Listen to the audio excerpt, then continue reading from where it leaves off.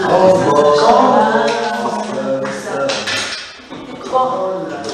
ça va? Où est-ce qu'on va? En français, hein? Pour qui ne s'est pas posé la question ces dernières semaines? Où ça va? Par où je vais passer? Toi? Par où je vais passer? Est-ce que je vais bifurquer? Par où je vais me diriger? Où ça va? Bon, je ne parle pas de Frédéric Joron, Mitterrand, etc. Mais où ça va? Où ça va? Où ça va? Votre folie. Ce soir, je vais vous parler, c'est la Torah qui parle. En mode créole. Bon, ce soir, je vais vous parler de destination, de voyage. De la destination. Une destination inconnue pour laquelle on voudrait bien percer le mystère du comment y aller. Par quel chemin? Alors oubliez les GPS, Waze, Maps et compagnie et laissez-vous guider. Si la vie est un chemin, non pas un fleuve tranquille, eh bien le chemin, comme vous l'avez peut-être remarqué, fait partie intégrante de la parole de Dieu. Pour y être cité, écoutez bien, au moins 286 fois, soit 5 fois plus que l'amour, vous imaginez, où il s'agit de cheminer, de cheminement. Alors nous cheminons, mais où ça? Bien sûr, la référence au chemin bien connue est celle-ci, Maëline, dans Jean 14 au verset 6. Oui. Voilà. Je suis le chemin, la vérité et la vie. Nul ne vient au Père que par moi. C'est là une grande déclaration de Jésus et pourtant très concise, peut-être la plus concise. Une déclaration au caractère exclusif. Exclusif parce qu'il n'a pas dit « je suis un chemin parmi tant d'autres », mais le chemin n'est pas une option que l'on peut contourner. Alors ce soir, on va développer 3 points ensemble. On aura la destination que nous voulons atteindre, le chemin emprunté pour y accéder et l'orientation indispensable pour ne pas se tromper de voie, V-O-I-E. Alors dans le contexte de ce verset, quand Jésus révèle et répond cela à Thomas, il a des disciples complètement troublés autour de lui. Ces disciples sont troublés à l'idée de son départ et surtout de sa destination. Dès lors, comment connaître le chemin? C'était la question. Leur pensée était encore trop terrestre, du fait qu'ils n'avaient aucune idée du ciel pour notre Seigneur Jésus. Ils en méconnaissaient a fortiori le chemin. Alors Jésus a voulu les rassurer en dirigeant, en orientant leur cœur vers lui. Jésus déclare qu'il est le chemin pour aller au Père, et en venant au Père, on accède à la vie éternelle. Il était venu de Dieu et s'en allait à Dieu. Qu'en est-il de nous? On mène notre vie, on fait notre route, notre petit bout de chemin, et puis sur la route, on y trouve quoi? Non, pas des gilets jaunes, pas des barrages, c'est terminé. Mais quand tout est normal, on y croise quoi? On y croise des panneaux de signalisation. Vous pouvez me donner, le code de la route, ça on connaît. On y croise des stops, on y croise des warnings. Des gens à qui il faut parfois laisser la priorité, à qui il faut parfois céder le passage. Des rétrécissements de voies, des déviations imprévues, des bifurcations, des sens interdits, des détours. Voilà, c'est compliqué quand même un petit peu de faire son bonhomme de chemin. Alors malgré tout, on avance, malgré les ralentisseurs, malgré le dosage, parfois c'est le brouillard le plus total, et on n'y voit plus rien. Et on doit parfois, comme on disait tout à l'heure, carrément laisser la priorité. Puis on rencontre des obstacles. On nous fait des queues de poisson dans la vie. On frôle la bande d'arrêt d'urgence, mais il faut tenir quand même la route. On doit aussi parfois faire demi-tour. Monsieur Charlie, les demi-tours, ça existe. Rebrousser le chemin, c'est possible. Tout est possible pour ne pas faire fausse route, tout simplement. On peut faire un bout de chemin ensemble en faisant attention de ne pas perdre son chemin. Ainsi, si Jésus est le chemin, alors quelle est la direction de Dieu? Maïline. La route. Parfois, nous sommes à un carrefour de notre existence. Nous sommes à un carrefour de notre existence. On ne sait pas s'il faut attendre, aller à droite, aller à gauche, passer son chemin ou au contraire rebrousser chemin. Cela génère de l'inquiétude, de la peur, un mal-être. Parfois, c'est un peu comme quand le GPS est déconnecté, il tourne un peu, il est perdu, il tourne à boule, il essaie de se réinitialiser, mais en bas. Et c'est pourquoi l'orientation est essentielle pour avancer, avec des repères, une guidance, pour savoir comment choisir sa voie. Et pour notre vie, c'est pareil. Pouvons-nous faire le bon choix pour notre vie si on ne nous oriente pas, si on ne nous guide pas un minimum? Alors Maïline, elle est en seconde cette année. Et c'est une année un peu particulière pour elle. Parce que sa promotion sera la première à inaugurer la nouvelle réforme du bac en 2021. Et franchement, moi je suis un peu perdue, c'est un peu le chamboulement au niveau des matières. Ça n'a plus rien à voir avec ce qu'on connaît déjà. Et pour le conseil de classe de ton premier trimestre, elle a dû exprimer ses ambitions personnelles, professionnelles sur papier. Et c'était vraiment pas un exercice facile pour elle. Ça a été compliqué. Et pourquoi ça a été compliqué? Parce que jusqu'alors, elle n'a même pas vu un conseiller d'orientation. Il n'y avait personne pour la guider. Et donc, comment avancer quand on ne nous guide pas? Si on ne m'oriente pas, je ne sais pas où aller. Si personne n'est là pour m'orienter, ou si je n'ai aucun outil pour le faire, je suis perdue. Et c'est bien ce que nous sommes, ou ce que nous étions perdus. Alors, quand j'ai pensé à cette orientation, j'ai pensé à autre chose, un exemple un petit peu plus fun. Qui regarde Koh-Lanta? Olivier? Voilà. L'épreuve ultime, Olivier, la plus redoutée. Non, alors.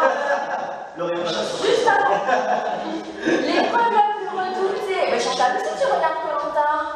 Oui. La plus redoutable de toutes, c'est l'épreuve d'orientation. Alors, les gars, ils sont aux portes de la finale. Ils viennent de passer 40 jours à mourir de faim, à jouer les Robinson, à gérer des tensions, des querelles, à monter des stratégies, et tout ça dans un environnement tropical hostile. Ils ont dépassé leurs limites, parfois même ils se sont blessés, mais l'épreuve qui les rend fous, c'est cette épreuve-là. Ça les rend fous plus au point, c'est l'épreuve d'orientation. On les voit pleurer leur maman, leurs femmes, leurs enfants, leurs chiens, parce qu'ils sont littéralement à bout, quoi. Et tout ça pourquoi? Parce qu'ils ne trouvent pas leur chemin, parce qu'ils ne savent pas par où aller pour trouver la balise, et voilà. Et donc c'est là qu'on voit que la nature humaine se révèle, et que la chair se réveille, et se manifeste, et ça peut partir un peu en saucisse, quoi. Je vous le disais, quand nous sommes à un carrefour de notre existence et que nous ne savons pas par où aller, il faut pourtant bien avancer. Il faut pourtant bien avancer. On ne peut pas piétiner ni tourner en rond parce que notre progression est vitale. Et surtout dans notre marche spirituelle. Jésus nous compare à des brebis, avec lui comme berger. Voilà, je ne m'aventure pas trop dans les paraboles, ça c'est Vincent le spécialiste et des animaux, etc. Mais quand on s'intéresse un peu à la nature et à la fonction des brebis, eh bien, on se rend compte que les brebis sont souvent têtues et même parfois stupides. Et oui, et c'est nous. Mais rassurez-vous, elles sont malgré tout bonnes, elles veulent bien faire, elles ont simplement besoin de directives et d'un bon leader. De par leur nature, j'ai découvert que les brebis resteraient dans le même pâturage si le berger ne les en faisait pas sortir. Elles resteraient là, et ainsi elles useraient le pâturage dans lequel elles sont, et elles en détruiraient la terre qui s'en trouverait infestée de parasites. Elles massèrent dans leur jus, tout simplement, mais c'est un petit peu dégoûtant. C'est pourquoi elles ont besoin d'être déplacées régulièrement afin de rester en bonne santé. Dans Deutéronome, chapitre 1 au verset 6, c'est Dieu parle à Moïse et lui demande de dire à tout Israël: vous avez assez demeuré dans cette montagne. Sous-entendu, il est peut-être temps de bouger de là, car il a déjà demandé au verset 2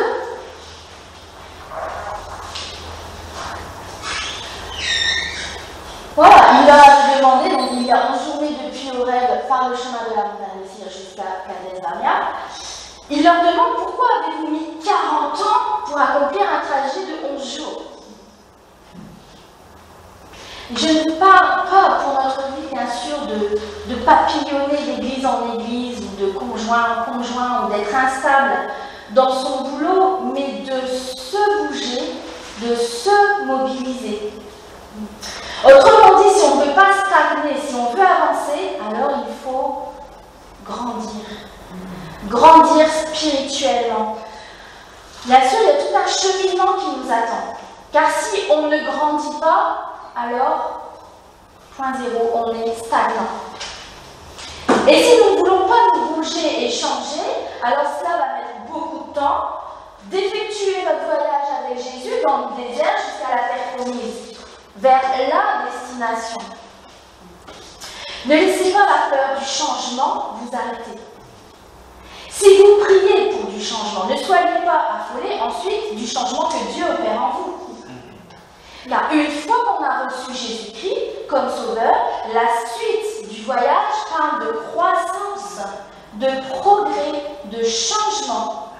Grandir exige un changement. On veut changer, mais ça nous effraie. Alors qu'est-ce que vous préférez? La souffrance du changement ou la souffrance de ne jamais changer?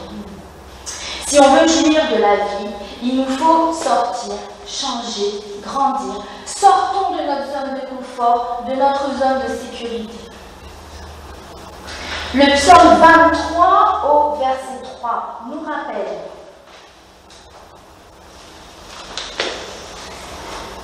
il me conduit dans les sentiers de la justice à cause de son nom.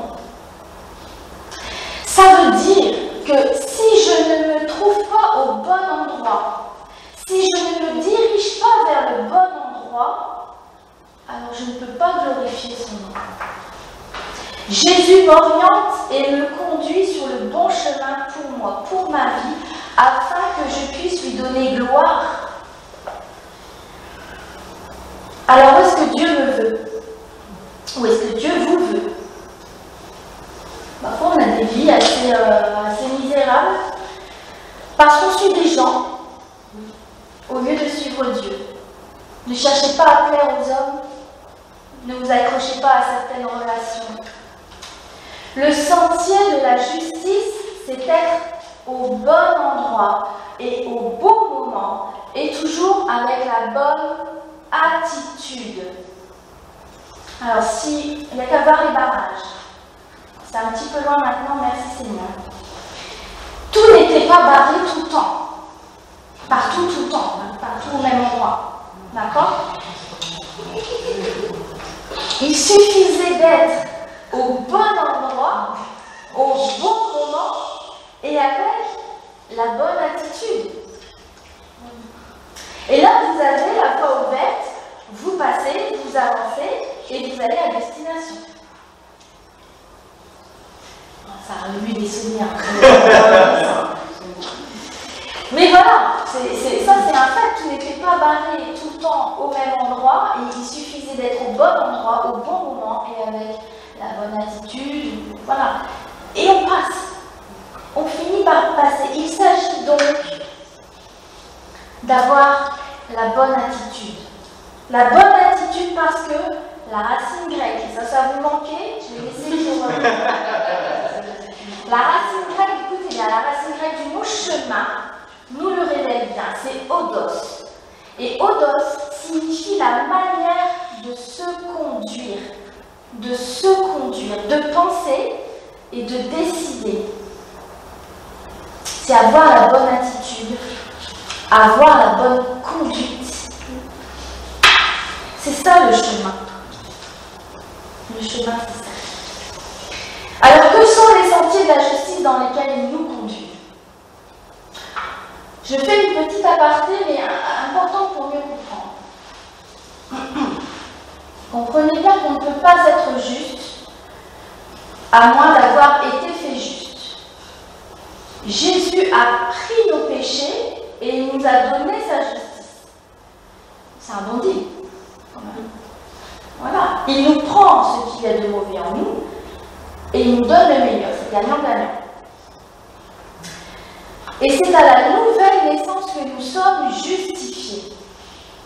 Ainsi, si nous sommes nés de nouveau, moi, quand j'ai compris ça, ça m'a révélé vraiment quelque chose.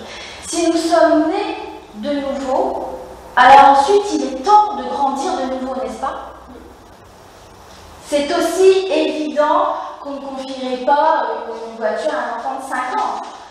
Il est des choses qu'on ne peut pas faire ni accomplir sans avoir grandi.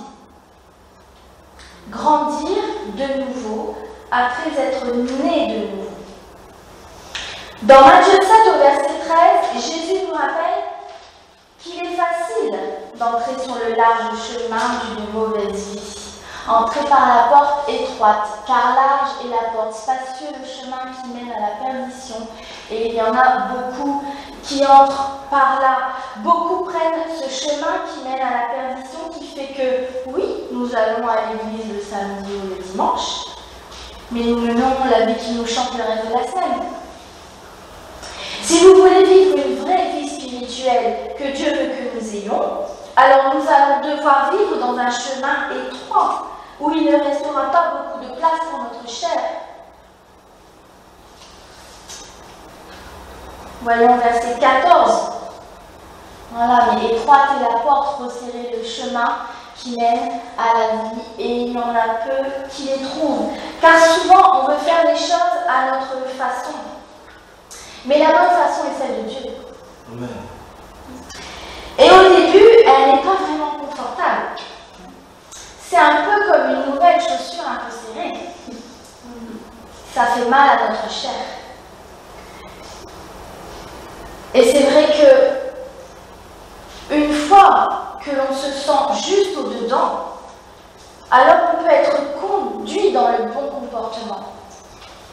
Ainsi, je peux compter sur le Saint-Esprit pour me mener sur le chemin étroit qui mène à la vie. Retenez bien, Jésus l'a dit, il n'y a qu'un seul chemin, et c'est le Seigneur Jésus-Christ.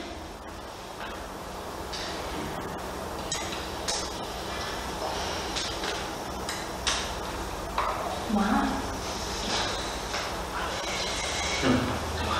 Le péché a creusé un gouffre entre Dieu et l'homme. Et le pont qui nous permet d'accéder à Dieu, c'est le Seigneur Jésus-Christ. N'essayez pas de vous rendre jusqu'à Dieu par un autre chemin, car vous serez forcément déçus. Mes amis, ne soyons pas dans l'errance, dans toutes les directions. Jésus nous le rappelle dans 1 Pierre au verset 25, à propos des brebis, car vous étiez comme des brebis errantes, mais maintenant vous êtes retournés vers le berger et le gardien de vos âmes. Ne soyons pas dans l'errance, mais dans la cohérence de notre comportement. La bonne conduite, la cohérence entre notre foi et notre façon de vivre. C'est ça le chemin, le hodos, la manière de se conduire tout simplement. La Bible, la parole de Dieu, est notre carte routière pour avancer et bien nous conduire. Et malgré les apparences parfois, avec Dieu nous ne serons jamais perdus. Je choisis que Dieu soit mon volant et non ma roue de secours à nous de temps en temps. Dieu nous montre le chemin à suivre et il sait où vous devez y aller et comment y aller. D'ailleurs, pour moi, c'est vrai, mieux que Maps, Waze, GPS signifie guidé par le Seigneur. Amen. Et j'ai un chant pour vous. Je vais appeler Rima, Olivier et Fred pour un petit peu